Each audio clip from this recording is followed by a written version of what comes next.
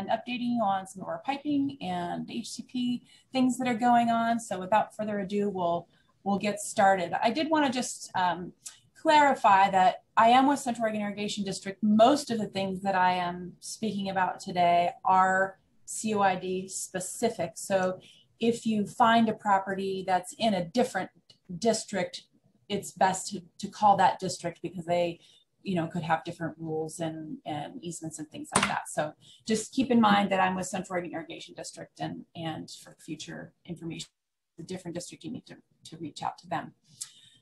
So there are actually 8 districts here in the Deschutes Basin. And as you can see with the map that's up, it shows all those districts. It might be a little bit small depending on what device you're looking at.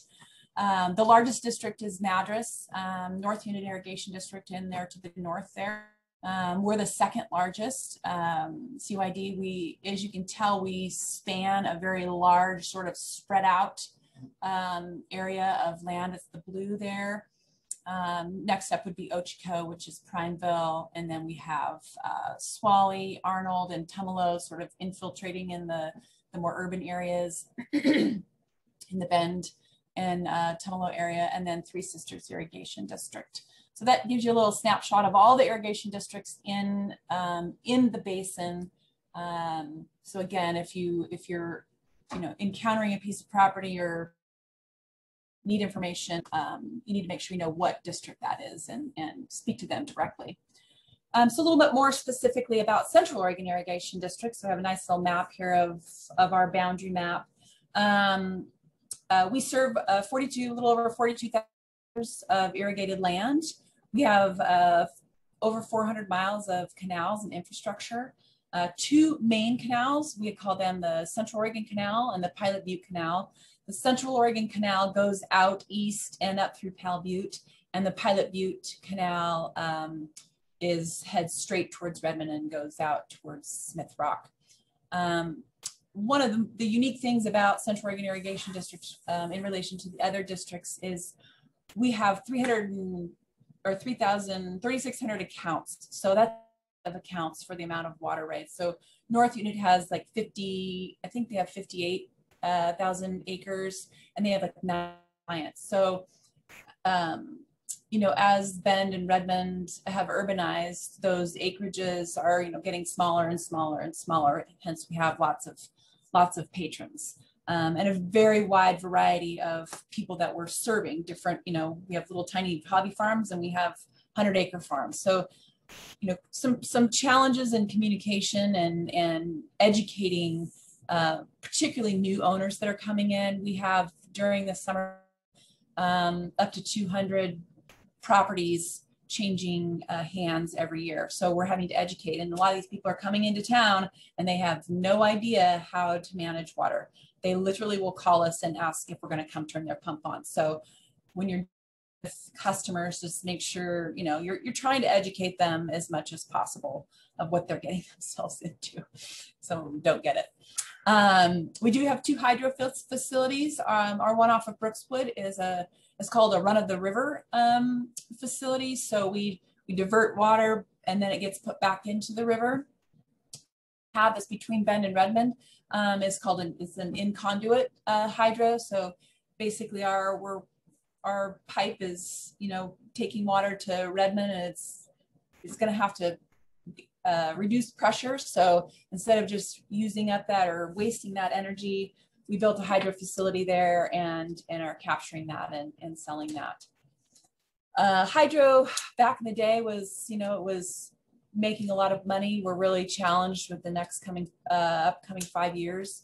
For hydro, the rates are going down almost to the point of it really not even penciling for us to even turn them on. So we are scrambling, trying to find some new contracts and figuring out how we can continue to make what are really great facilities and clean energy pencil for us. So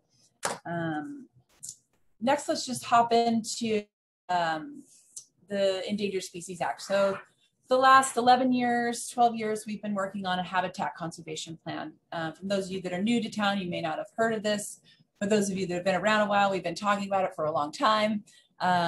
We finally finished it up this last December. So we now have an incident take permit for the Oregon spotted frog. And basically that just allows us to accidentally do harm basically to the species through our normal operations.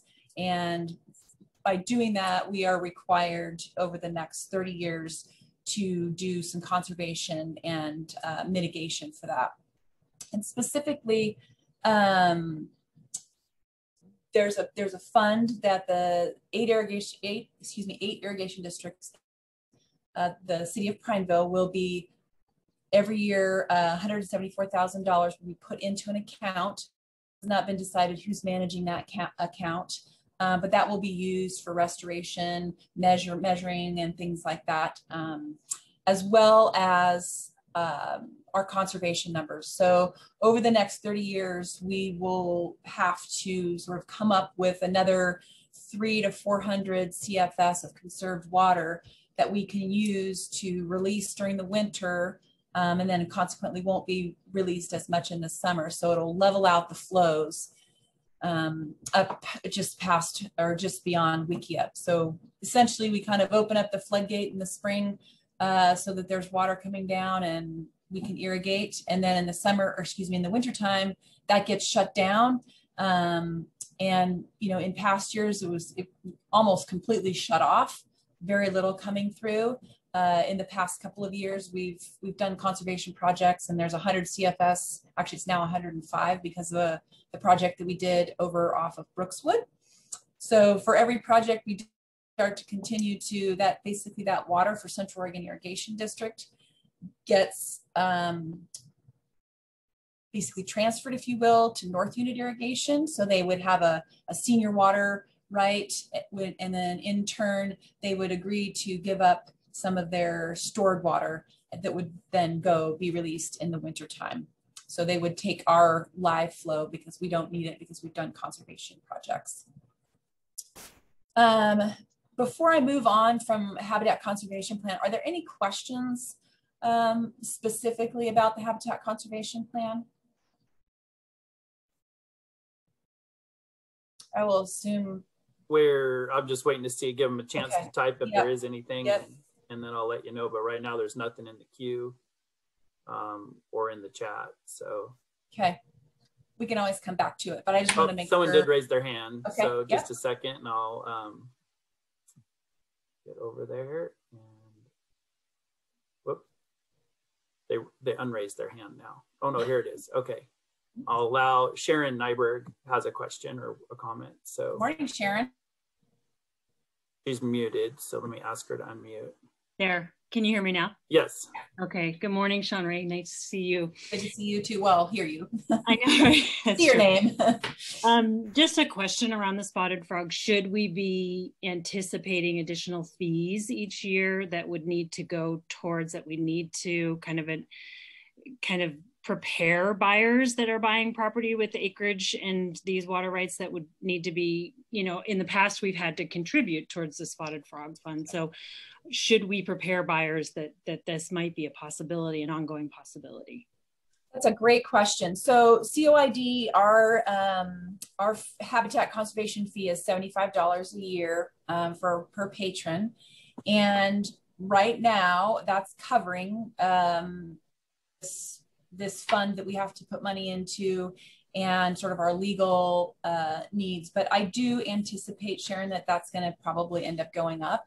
And what could even be worse is there's a couple of groups out there that are posturing for a lawsuit, which they won't sue us, the districts. They'll end up suing Fish and Wildlife. But as a part of that, we will end up having to join in sort of on that lawsuit. So if that happens, there would potentially be a special assessment for that. So it's just something we can't really predict. I mean, we think it's going to, hasn't happened yet. So we'll see. But I do expect it to continue to probably go up. Okay. Yeah, unfortunately, I know some of the other districts have much larger fees than we do, but they don't have as many patrons to sort of disperse the expense. So. Yeah, and I think that's a good point. Like, in, you know, Tumalo is it's much more than $75. 250, right? I think. Yep. So, Yep. yeah. Yeah. So I think it's just something good to be aware of. So yep. Thank you.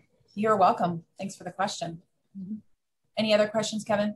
I don't see any others currently, so I think you're good to move on. Okay, excellent. We get to move on to the fun stuff, the piping and conservation that we've got going on.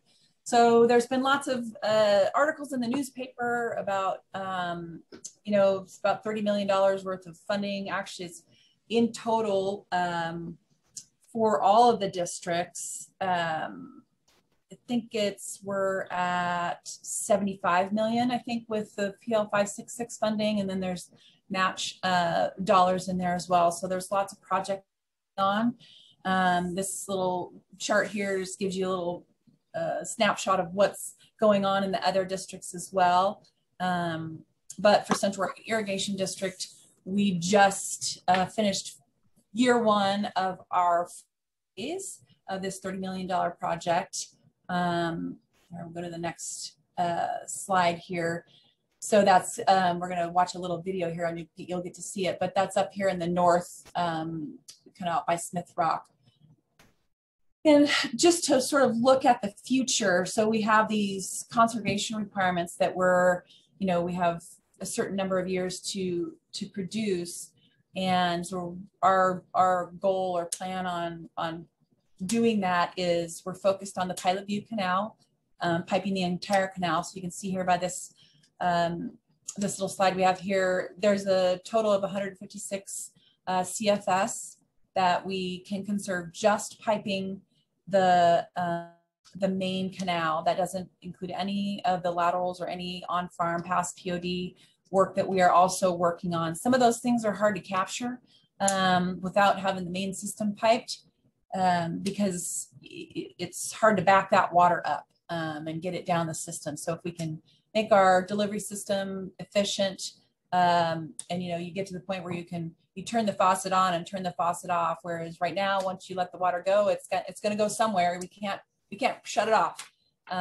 So with an enclosed system, it changes people's habits, the way they use water. So we anticipate, you know, with the conservation numbers that you know, are just seeping into the ground or evaporation, you know, potentially an additional 30% just based on like how people are using the water. Some of the other districts up in the Hood River area that are fully piped, those are the numbers that they're seeing based on just, you know, people's water use down 30% just because they can turn it on when they need it, turn it off when they don't, and then it just stays in the river. So, you know, we have high hopes that we're, you know, be able to achieve the conservation numbers that we're planning on. There was before you move on, there was a quick question, and it came in right after you started on this segment. Yep. And it was the assessment, the special assessment you mentioned. Would it go out to all COID patrons or just people on the riverfront? No, it would go out to all COID patrons. So that we get that question a lot. Well, you know, I'm not affecting the frog, or I don't have the frog. The frog isn't in our canal, but the fee we have to ensure everybody gets their water. COID has to participate in the habitat conservation plan, or they literally could just shut off the water. So it doesn't matter if you're on the riverfront or at the end of the system or at the beginning of the system. We all share in, and it secures you know, our water going forward. So it is divided amongst everybody, even if you've got, you know, a little yard that's 0.2 acres, it's the same, it's a fee, and the board has decided to spread it out evenly across the patrons. Hopefully that answers your question. If not, feel free to ask another one. Okay, so I'm just going to show a little video here. This is of our groundbreaking, a little bit of the project and some of the stuff that's going on up in Terrebonne. So I will hit play. Hopefully the sound will work for y'all.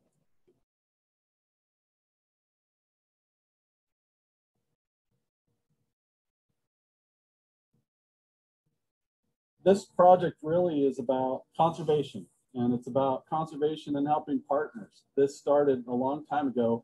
Mike Britton and myself along with Mark Thalacker, pounding the hallways of DC to find funding federally. And we are there. Today, we're talking about a $30 million project with $25 million of federal funding with a state match of around $8 million on this project. We're going to save and conserve 30 CFS of water, which equates to about 10,000 acre feet just on this project alone.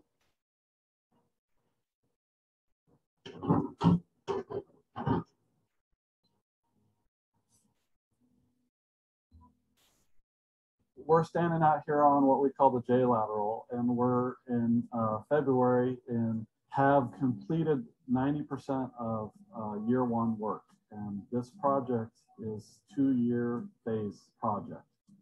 The main pilot Butte Canal that this to starts in Bend on the Deschutes River and travels about 25 miles to where it stops at Smith Rock. October of next year, we will be placing that main canal steel pipe in the ground.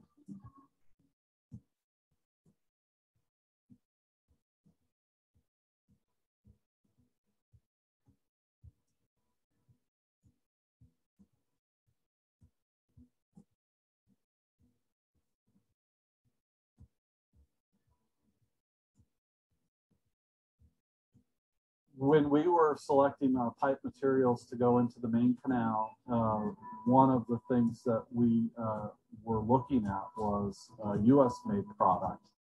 With everything that's going on around us, to be able to put people to work in Oregon with US steel is making us proud that we're working with an Oregon company to bring that product to us.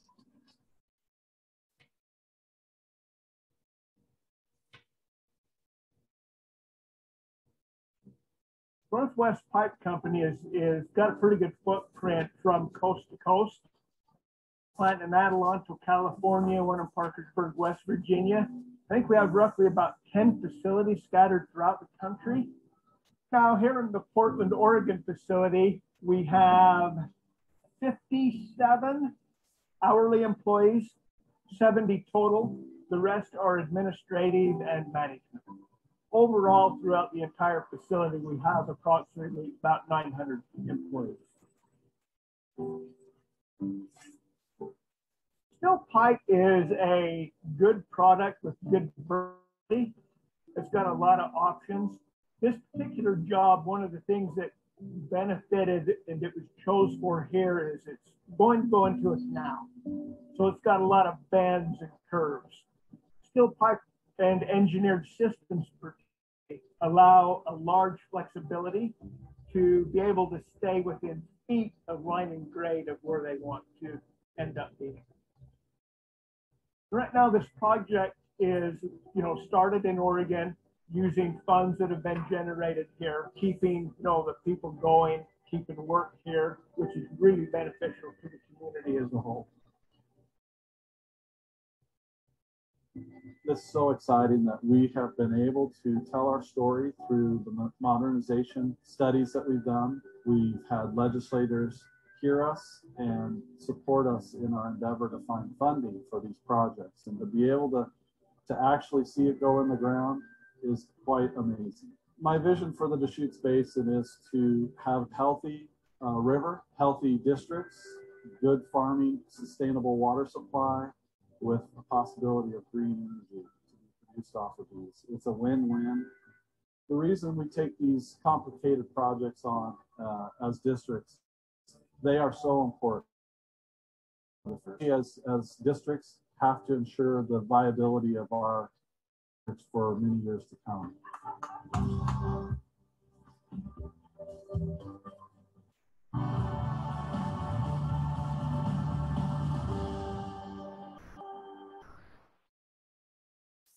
Okay.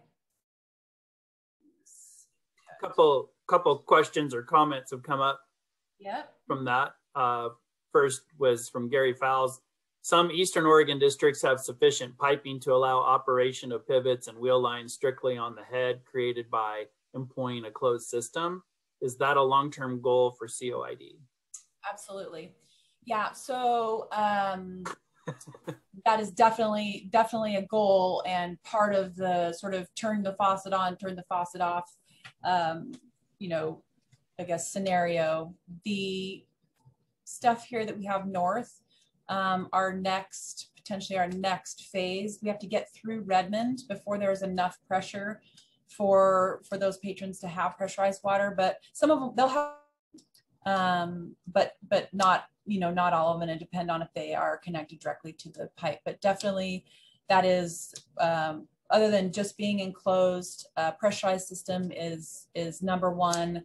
And then we have hydro is after that. There'll, you know, it'll eventually build up too much pressure, and we have to have some pressure relief valves. And in those areas, we have the option to put in hydro, but you would still get your pressurized water. So. And then the other question was, it seems like this piping project would conserve more than just 30 CFS. Is that true? No, actually that's the number's actually probably higher than what maybe is really, like, if you went and did the studies. So, you know, when you go to get federal money, you have to have certain ratios, basically for the money that you're using versus the conservation. So sort of had to sweeten that pot a little bit, but you know, it really depends. There are different areas in our district. Some of them don't, I mean, some of them honestly don't leak at all. And some of them, you know, 80% goes out. So when you average it out over all the canals, you know, every single one of the canals we have, it's about a 25% loss. But in the main canals, it ends up being about 50%. As a follow-up to that, is COI considering modifying the use it or lose it rule as a conservation measure? Are you looking to modify that? So that's not our rule.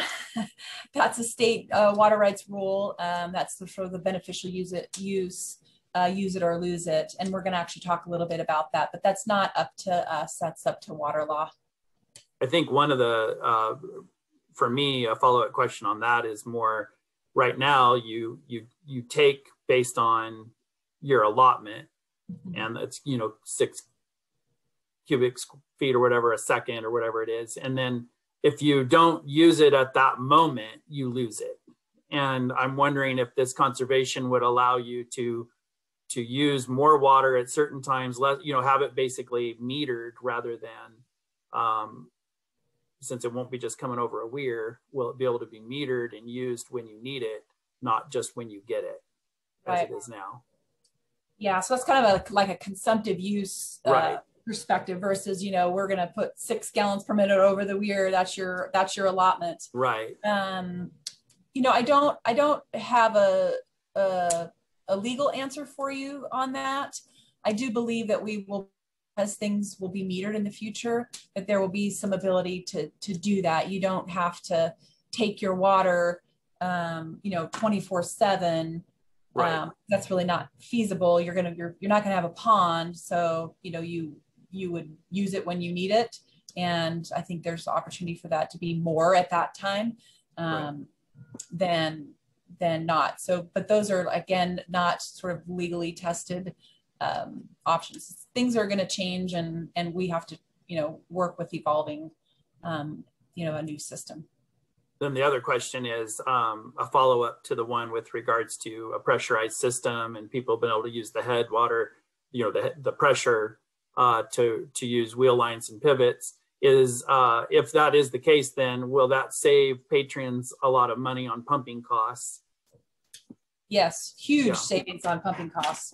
You know, everybody who has different bill depending on how much and what you're pumping, but if it's pressurized, you won't need that pump anymore.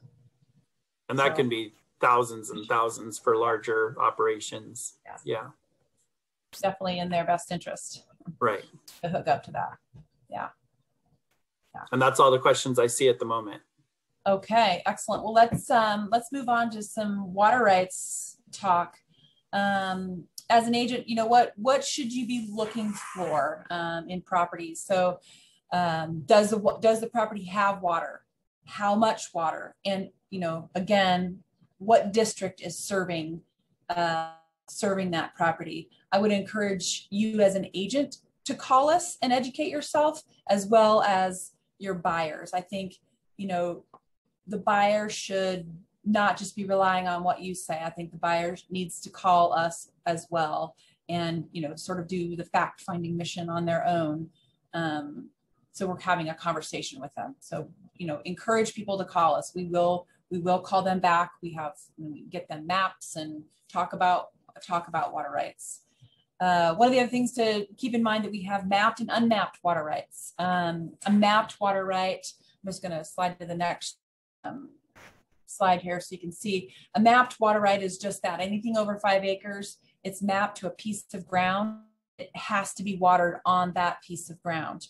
Where anything under 5 acres, if you have a 10-acre parcel, you could water anything on that parcel. It would just need to equate to 5 acres to be used beneficially. I'm going to back up here.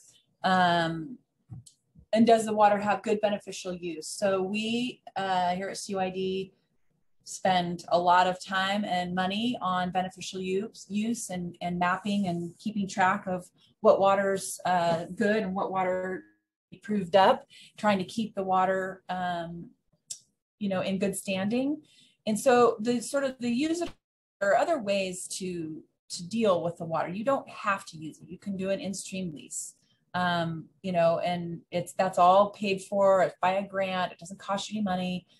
You're not going to lose your water because you haven't used it. You've beneficially used it. The in-stream is considered beneficial use.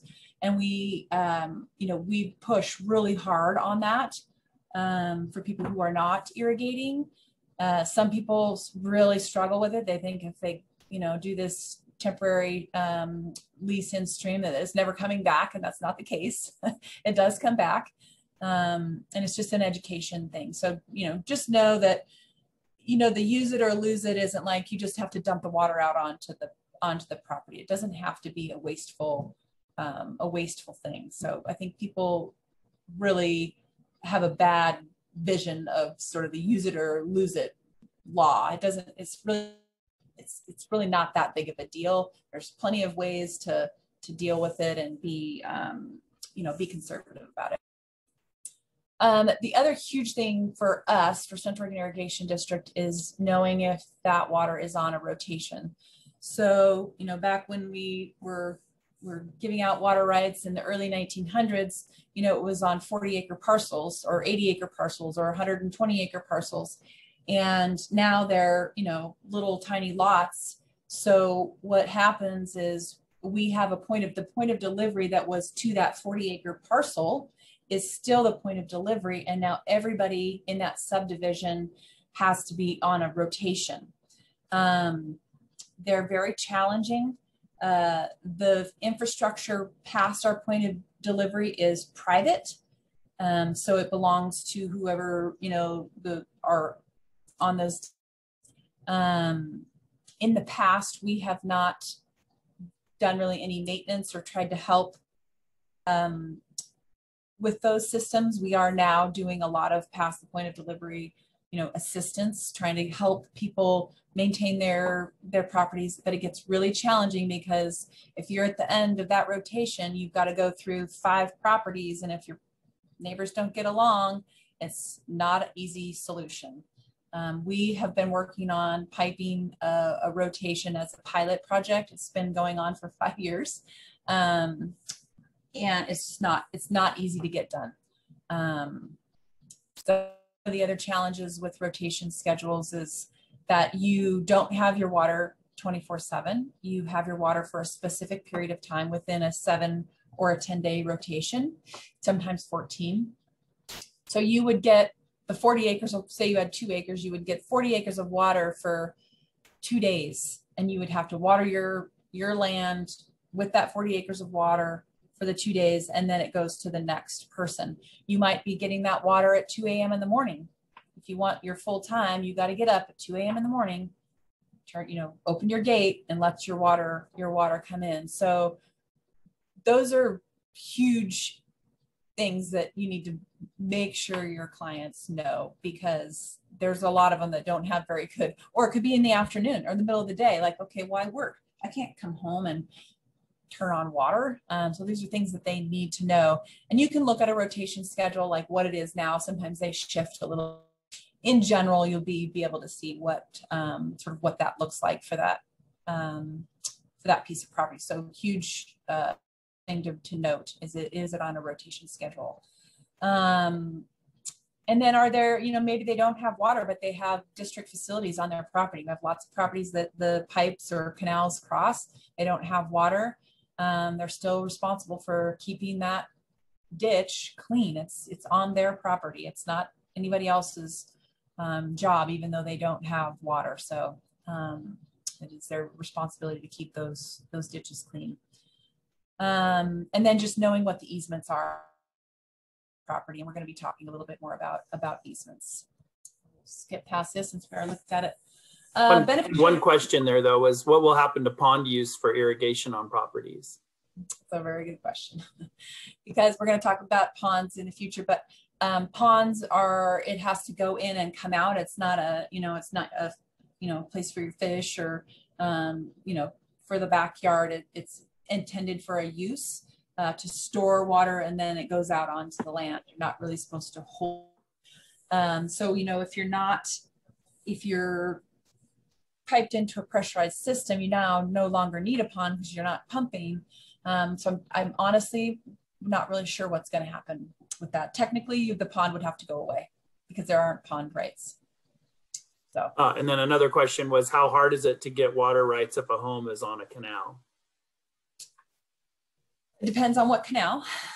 And you could potentially buy, you basically, if you don't have water rights and you want water rights, you just need to call the district to see if there's any available, if there are any for sale.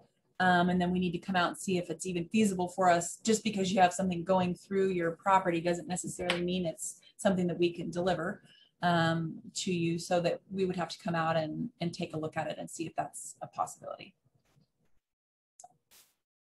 Any other questions before I go any further? I don't have any more in the queue. You're good to go. Okay. Beneficial use. We've talked a little bit about that. So basically it is a water right must be used at least once every 5 years, or it's subject to forfeiture. So when we looked at those mapped water rights, back up to that.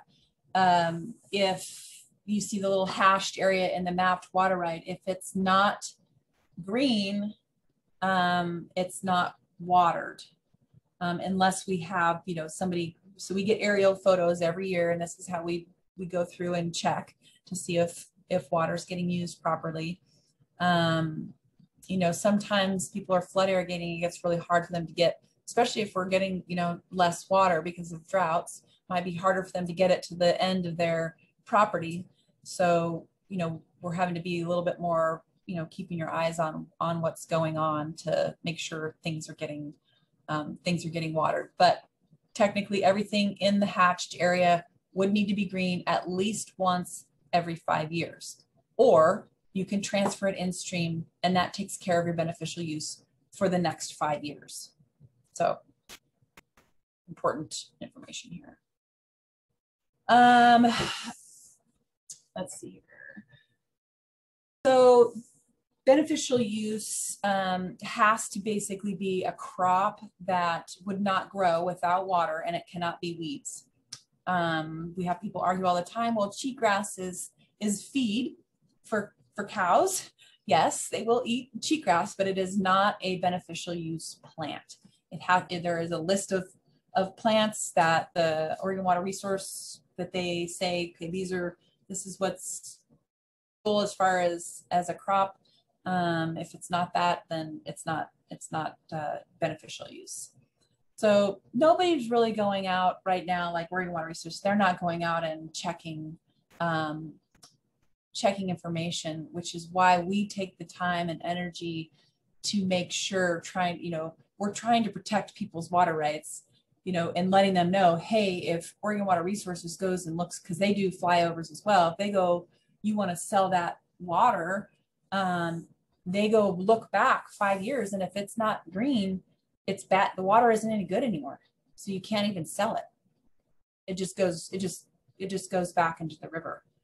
So, you know, the beneficial use for us is an education, and it's trying to protect people's water rights. People with us, but we're really trying to protect their water rights and the district's water rights.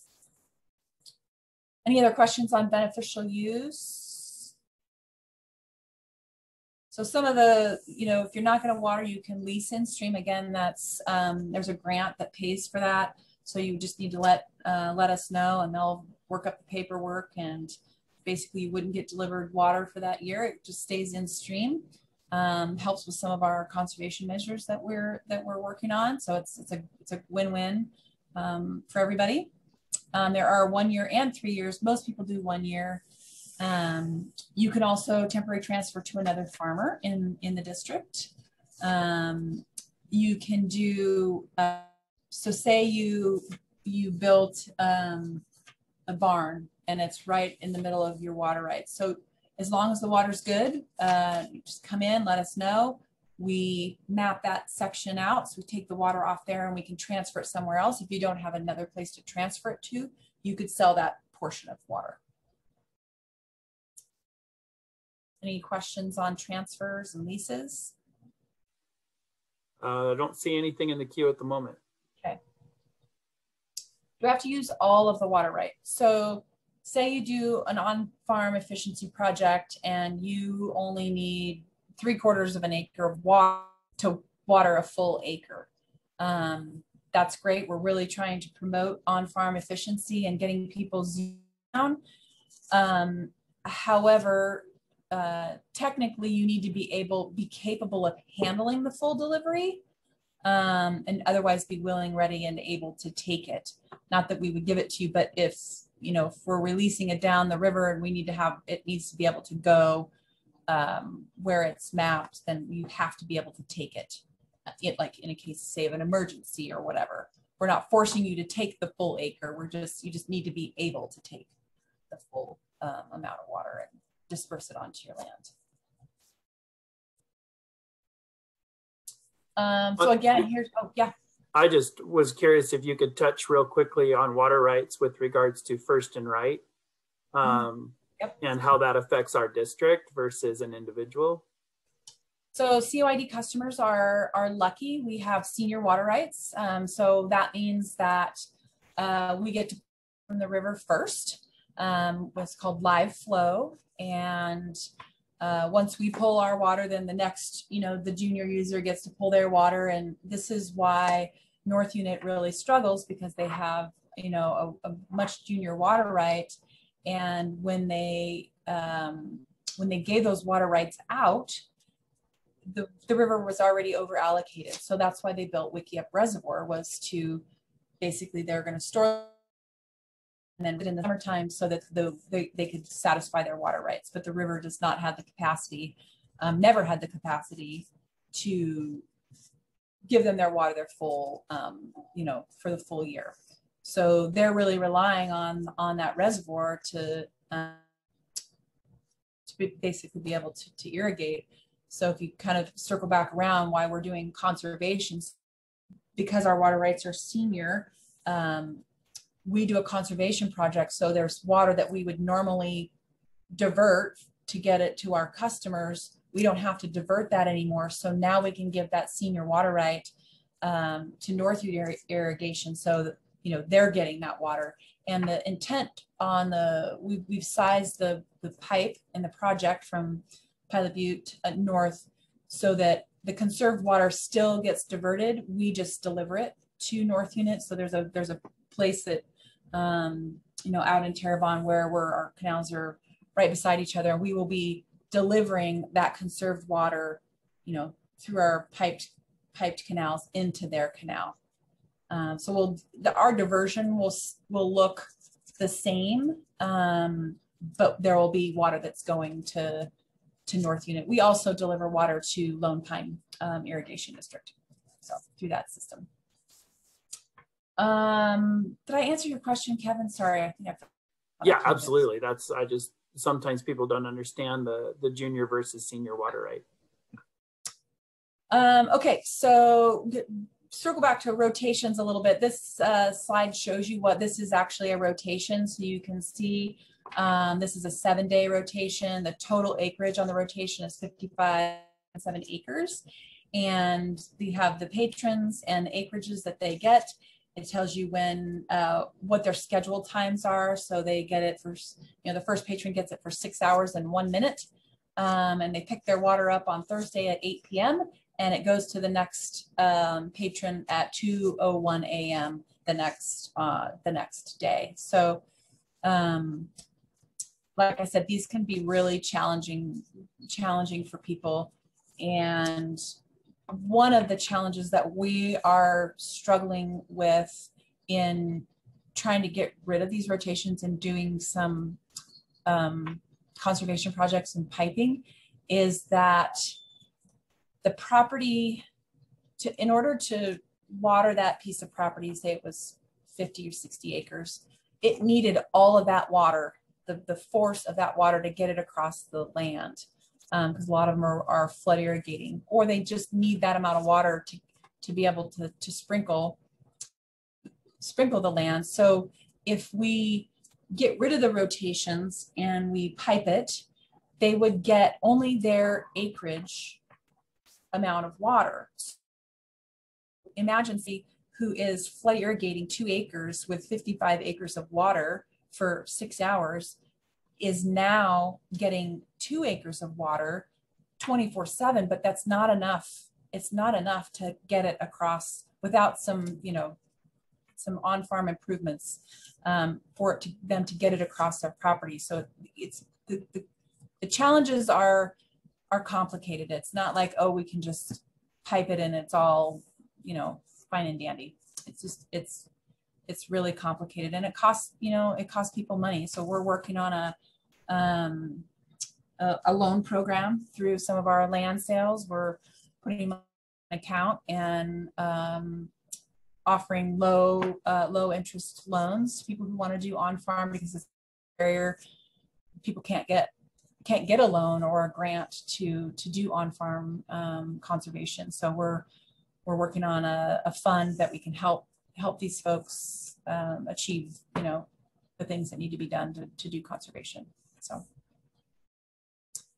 we also we have some residential subsidiaries that we deliver water to. So like Avion Water, that goes into a system and they have it piped and it's delivered actually. So their patrons have 2 deliveries. They would have a domestic and an irrigation system. So we have 9 of those subsidiaries that we currently that are in in the city that we. Ponds, we touched on this. Ponds, again, they're part of an irrigation system. What goes in must come out. It's not for holding to, have a dock and fish and a boat and things like that. So it does have to leave. I know out there where it doesn't necessarily leave. We don't go out looking for trouble, but I guess just know that if you have a pond and it's not used for irrigation, it is in jeopardy of, water resources coming and saying you have to get rid of it. I mean, it's not up to us; it's up to water resources. So, moving on to easements. So, Central Oregon Irrigation District was here pretty much before anybody else, and the reason that we're here is because Central Irrigation District is here. We would just be living out in the east in the sagebrush and junipers. So we're lucky that we have irrigation here. Full place that we all want to live.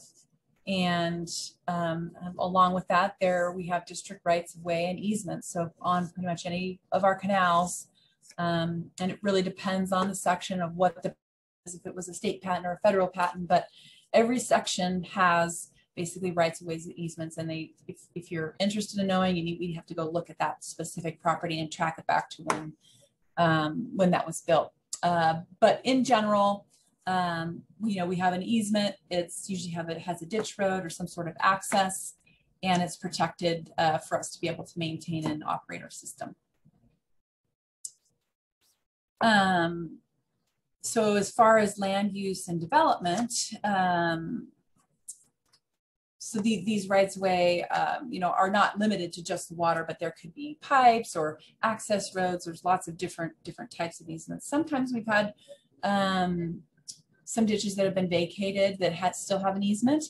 If you've run into that, we've had plenty of those that we have actually vacated. If we're not using it, if it was something that was done years ago and they're like, we just want to get this off our property, that is a possibility. I have seen that in the last 6 years.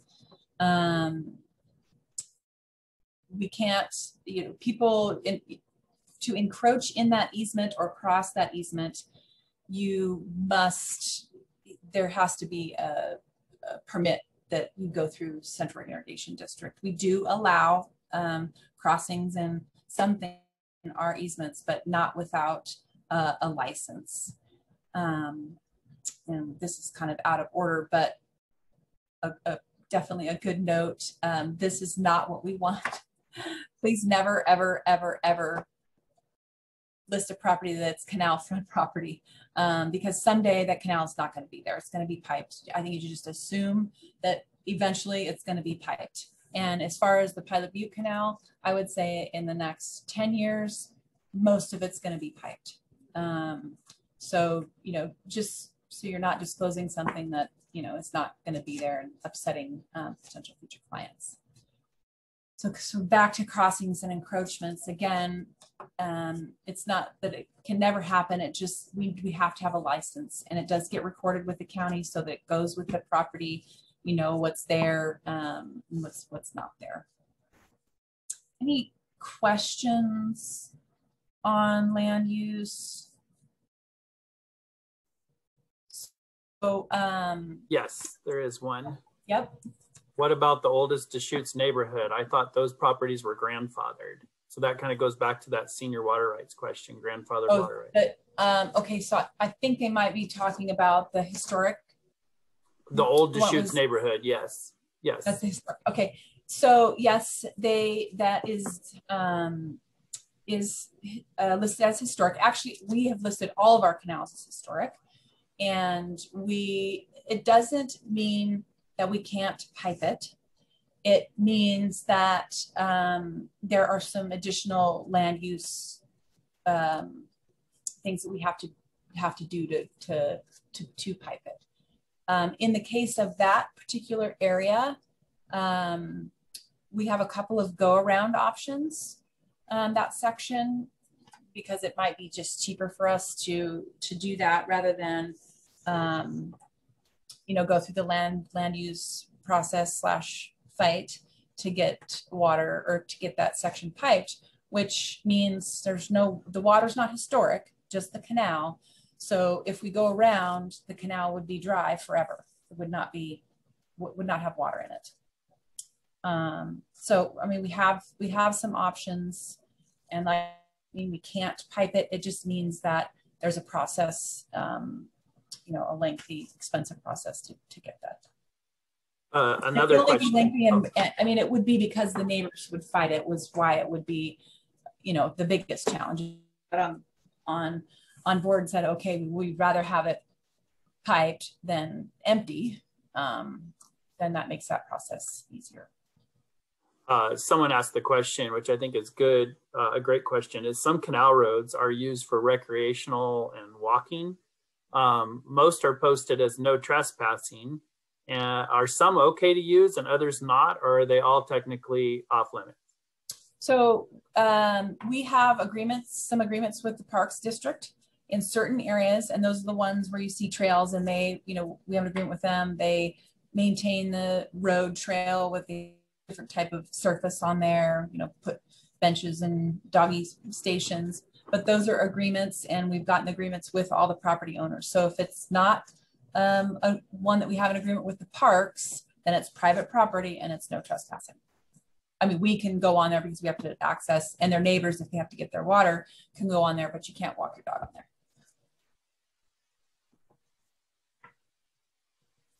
Land use development, there are fees. It depends on what, you know, if you're crossing, if you're just, if you just want, you know, some grass there. So again, that's just, we just need to connect with the, and this is sort of the requested form of looking to get that. So sending the land use at COID email, which, you know, the address and what it is you're wanting to do, and then they go through the process, and they'll, you know, before it all happens, they would tell you what those fees are. And that is the end of my slideshow, and I'm happy to answer any questions that I did not cover or I covered and didn't do a very good job. One question that just popped up with regards to your piping project is, will there be any landscaping done in areas after the piping is done? Yeah. So I don't know how many of you have seen the Brookswood piping project that we did 2 years ago. That actually has we have a trail agreement with the parks on that. So it does have a trail, and then we just seeded it with a native, and we would intend to do that. And so, you know, people have this envision of this big, you know, mound.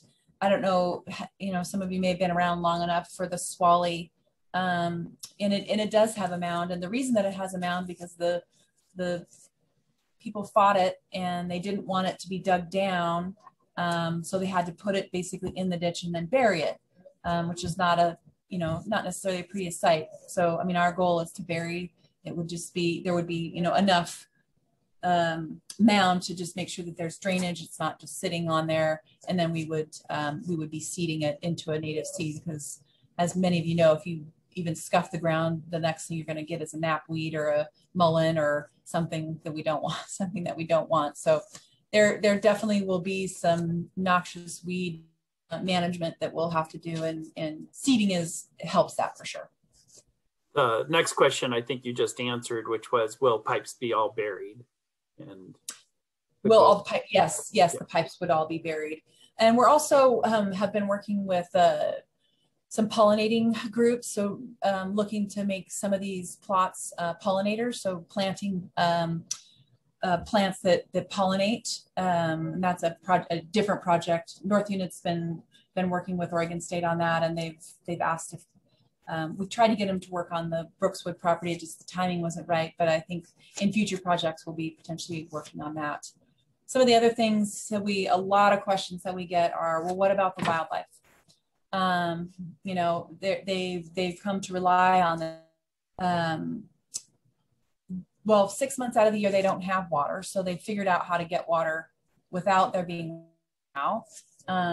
So they've got legs. They'll figure it out, and they're not going to leave the area. They're going to stick around. Again, they'll find water. But you know, it is a consequence of piping, and really it's not safe for them to be in the canal. We have dead animals in the canal a lot because the edges are so steep they get in and can't get out. So it's not a safe place for them to be getting water anyway. We have explored and will continue to explore some options for like bubblers, like a leakage, so that there could be some places where we could put, you know, map a water right and have a little, you know, area where it would have some water for wildlife. And then also in some cases some trees are going to die because they're right along, and unfortunately that's part of our we have, you know, this really lovely willow that's sucking half the water out of the canal. So kind of a catch-22. It's a beautiful willow. It's using up water that we need for the land. But in a case where you might want to water that, you know, and keep that tree alive, there are potentially options for us to look at doing that. So another question. There will be some trees that die. So another question on that is, many wells in the area are having to be deepened because of the aquifer level dropping. How will the piping project the canal piping affect the aquifer levels? Yeah, so most of those wells that we have a couple of shallow some shallow pockets of water. They're likely, if they're being affected, are likely not actually down in the actual aquifer. most likely they're in one of these little, there's a couple areas around that have some shallow, I guess, aquifers, if you will, that then flow into the other aquifers. But I mean, I think that if we piped every single canal, not just ours, every single canal in Central Oregon, the aquifer would only, I believe that Kyle with Oregon Water Resource, I think it's like 10%. And that's like every single canal. Like there would not be a single drop of water anywhere. And the water still ends up. So the aquifer actually sort of daylights at Lake Billy Chinook. So our stuff all kind of comes out there at Lake Billy Chinook. So it all ends up there. It's just a matter of how it's getting there. Whether it's seeping through the ground from irrigating, or if it's not from the canal. So there are some people that are definitely dealing with some wells that they're likely were shallow wells in the beginning, or in a pocket that was maybe potentially not sustainable long term. And I don't see any other questions at the moment. We'll give everyone a chance in case they want to type them in or raise a hand to see if there's any other questions. But while we're looking at that, I just want to thank you, Sean-Rae, for taking time. I know this time of year is probably one of your busiest times of year, given that the irrigation is about to turn on here in about another 3 weeks or so. So thank you so much for taking time to make this presentation and help us all understand irrigation and irrigation rights a little bit better. With that, I still don't see any other questions. So we are right at the hour, 2 minutes after 10. So want to thank everyone for attending. We will have certificates out to you by Tuesday in your email. So keep an eye out for those. We'll also post a recording of this to our website. And Sean-Rae has also agreed to provide a PDF of this presentation that we'll email to all the attendees. So along with your certificate. So with that, thank you, everyone. And thank you, Sean-Rae, again. And everyone have a great rest of your week and a great weekend. And don't forget to check us out on Instagram and Facebook and make a guess. We didn't have any winners yesterday on our Instagram post. So, all right, take care. Thanks for educating yourselves, everyone. Thank you. Have a good day.